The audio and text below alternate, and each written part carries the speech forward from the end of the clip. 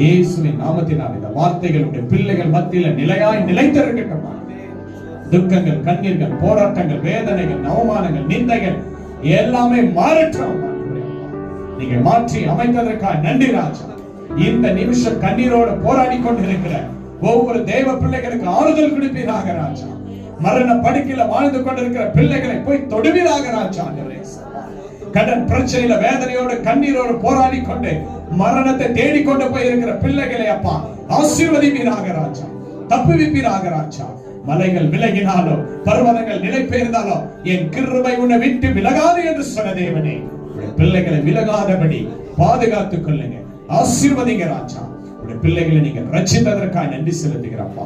கண்ணீரோடு விதைக்கிறவர்கள் கம்பீரத்தோடு அறுப்பார்கள் என்று சொன்ன தேவன், இப்பொழுது கண்ணீரோடு விதைத்துக் கொண்டிருக்கிற ஒவ்வொருவரையும் கம்பீரத்தோடு நீங்கள் அறுக்க செய்வதற்காக நன்றி செலுத்துகிற கர்த்தாவே. இதை பார்த்து